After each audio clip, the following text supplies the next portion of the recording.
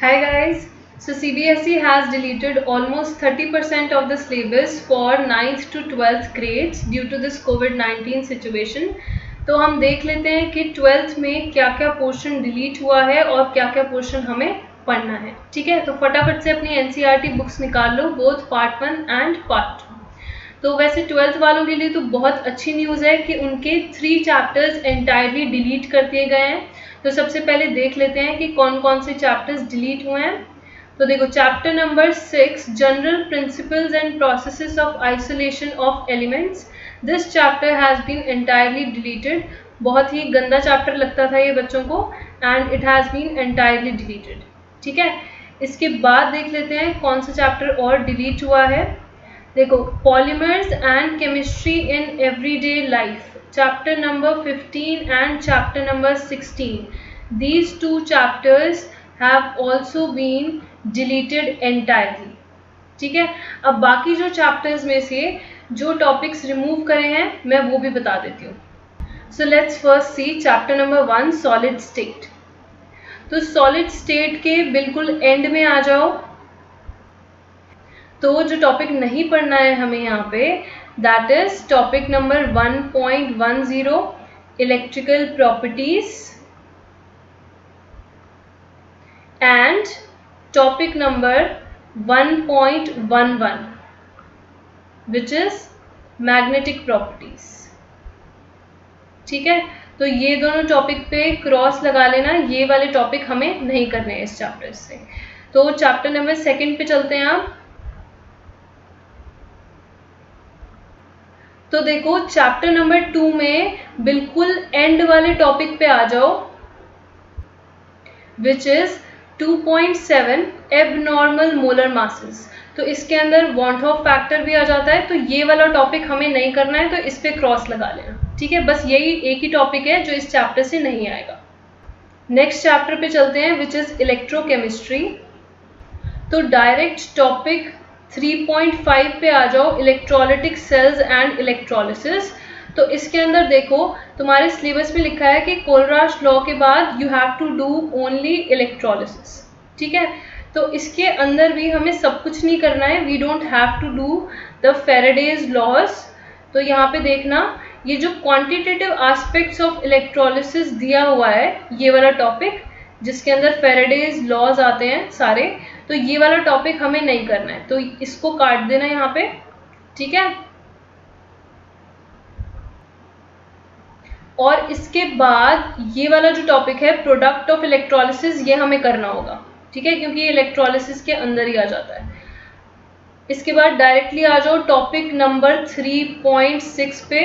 देखो, topic number 3.6 है batteries. इसके अंदर जितनी भी टाइप की बैटरीज हैं, प्राइमरी बैटरी, सेकेंडरी बैटरी, इसमें फ्यूल सेल आ जाता है, लेड एक्यूमुलेटर्स, ये सब हमें नहीं करना है. ठीक है, तो चैप्टर के एंड तक हमें कुछ भी नहीं करना है, बैटरीज से लेके चैप्टर के एंड तक. ठीक है, चलो नेक्स्ट चैप्टर पे आ जाते हैं which is chapter 4 chemical kinetics. अब इसमें तुम डायरेक्टली आ जाओ at topic 4.4 which is temperature dependence of rate of reaction.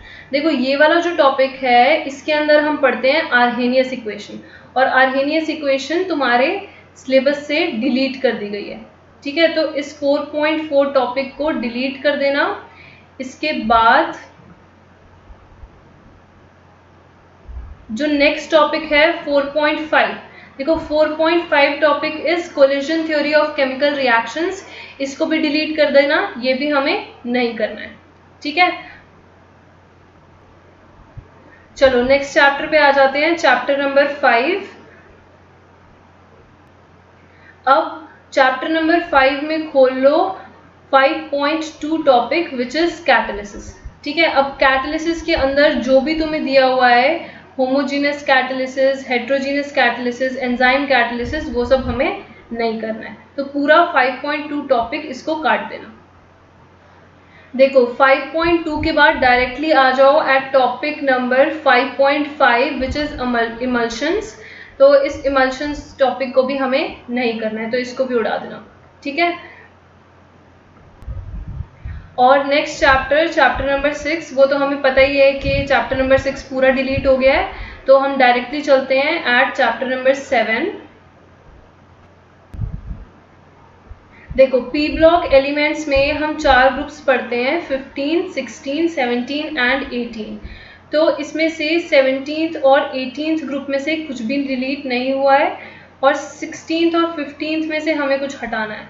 तो सबसे पहले 15th ग्रुप की बात करते हैं। देखो topic 7.2 is going to come, yes dinitrogen आएगा। इसके बाद अमोनिया भी पढ़ना है 7.3, इस पे टिक लगाना। अब देखो ये जो ऑक्साइड्स ऑफ नाइट्रोजन है टॉपिक 7.4, इस पे क्रॉस लगा देना बड़ा सा, ये टॉपिक नहीं आएगा, पूरा टॉपिक नहीं आएगा ये, ठीक है, तो ये हमें नहीं करना है यहाँ पे। इसके बाद देखते हैं 7.5 nitric acid, it is going to come, yes. इसके बाद देखो फॉस्फोरस स्टार्ट हो जाता है, और फॉस्फोरस ये हमें पूरा टॉपिक नहीं करना है, ठीक है। फॉस्फोरस की एलोट्रोपिक फॉर्म्स, तो 7.6 पे कट लगा देना, ऐसे ही 7.7 पे भी कट लगा देना। फॉस्फोरस हेलाइड्स पे भी कट लगा देना। फॉस्फोरस पूरा टॉपिक ही नहीं करना है हमें। ऑक्सो एसिड्स ऑफ फॉस्फोरस फिर ये भी नहीं आएंगे, ठीक है। अब आ जाते हैं ग्रुप 16 पे। अब देखो अगर ग्रुप 16 की बात करें तो इसमें सारे जनरल ट्रेंड्स तो पढ़ने ही हमें, और देख लेते हैं क्या नहीं आएगा। 7.11 is going to come which is dioxygen, simple oxide 7.12, इस पे भी टिक लगाना। 7.13 इज गोइंग टू कम। इसके बाद sulphur and its allotropic forms, ये भी आएगा 7.15, टिक लगाओ। Oxo acids of sulphur, tick लगाओ। इसके बाद देखो सल्फ्यूरिक एसिड पे आ जाते हैं। सल्फ्यूरिक एसिड में तुम ये चीज़ ध्यान रखना कि बस इसका मैन्युफैक्चरिंग प्रोसेस है जो नहीं आने वाला है, बाकी इसकी प्रॉपर्टीज और यूजेस जो दिए हुए हैं वो आएंगे, ठीक है। बस सल्फ्यूरिक एसिड का मैन्युफैक्चरिंग प्रोसेस नहीं आएगा, बाकी इसकी जो प्रॉपर्टीज और इसके यूजेस हैं वो आएंगे, ठीक है। बाकी मैंने बता ही दिया कि ग्रुप 17 और ग्रुप 18 में सब कुछ आएगा। चैप्टर 8 में देखते हैं D and F block elements में इसमें क्या डिलीट किया है। तो डायरेक्ट आ जाओ टॉपिक नंबर 8.4 पे। देखो topic 8.4 some important compounds of transition elements, इसके अंदर पोटेशियम डाइक्रोमेट और पोटेशियम परमैंगनेट दिया हुआ है, तो ये हमें नहीं करना है, ठीक है। इसके बाद आगे चलते हैं एफ ब्लॉक एलिमेंट्स पे। देखो एफ ब्लॉक एलिमेंट्स में मैं बता देती हूँ कि हमें क्या नहीं करना है। तो सबसे पहले तो लैंथेनाइड्स की केमिकल प्रॉपर्टीज नहीं करनी है हमें। तो जहाँ पे लैंथेनाइड्स के जनरल कैरेक्टरिस्टिक्स दिए हुए हैं, यहाँ पे ये एक लाइन लिखी है इन देयर केमिकल बिहेवियर, तो यहाँ से तुम्हारा स्टार्ट हो जाती है केमिकल रिएक्टिविटी ऑफ लैंथेनाइड्स, ठीक है। तो ये वाला पार्ट हमें नहीं करना है। इसके बाद नीचे आ जाओ, एक्टिनाइड्स वाला टॉपिक दिया है पूरा 8.6, एक्टिनाइड्स वाला टॉपिक हमें नहीं करना है, एक्टिनॉइड्स में से कुछ भी नहीं आएगा, ठीक है। अब नेक्स्ट चैप्टर पे चलते हैं, chapter number 9 which is coordination compounds. तो कोऑर्डिनेशन कंपाउंड्स में डायरेक्टली आ जाओ आइसोमेरिज्म वाले टॉपिक पे।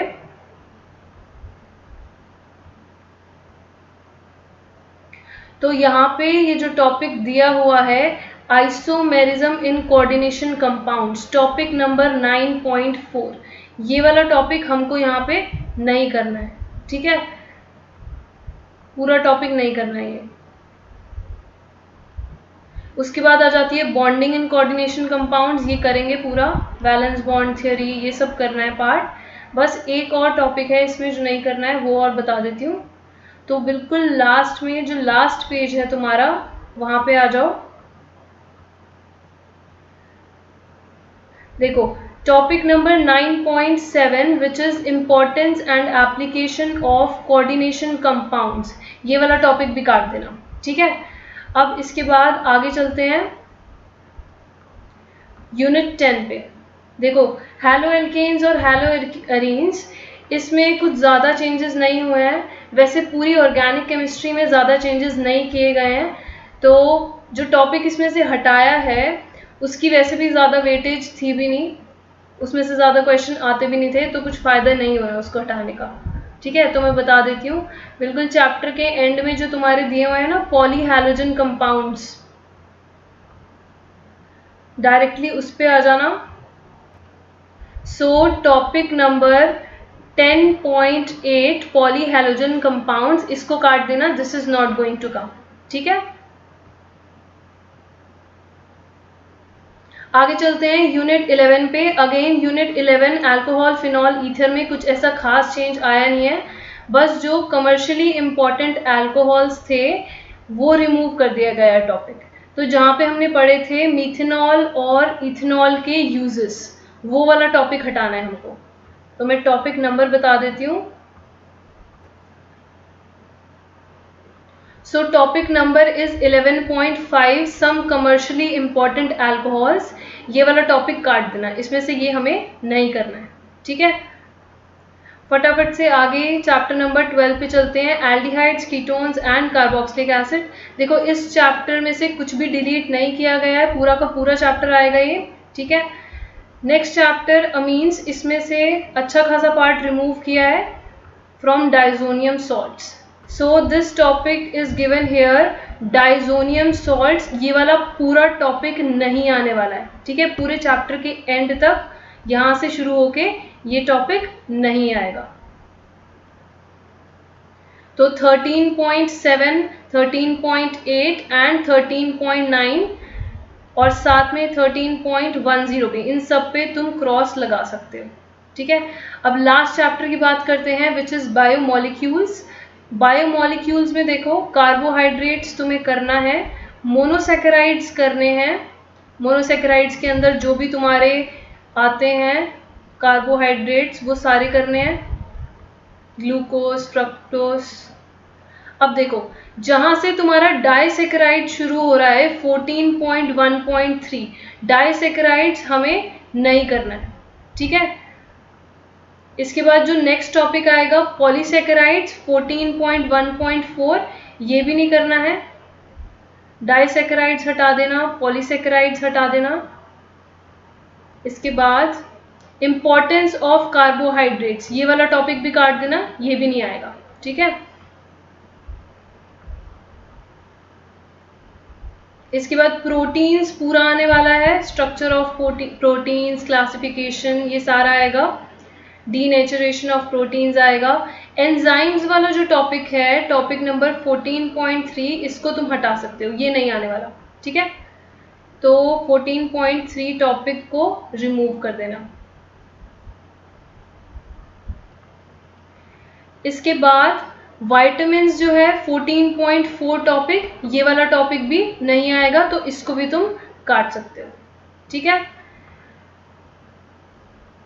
एंजाइम्स और विटामिन्स काट सकते हो। उसके बाद न्यूक्लिक एसिड्स आएंगे जिसमें डीएनए और आरएनए पढ़ते हैं, तो ये पूरा टॉपिक आने वाला है। ठीक है, एंड इसके बाद yes 14.6 topic which is hormones, hormones भी हमारा नहीं आएगा, तो 14.6 पे भी तुम क्रॉस लगा देना। ठीक है, okay, so now we are done with this.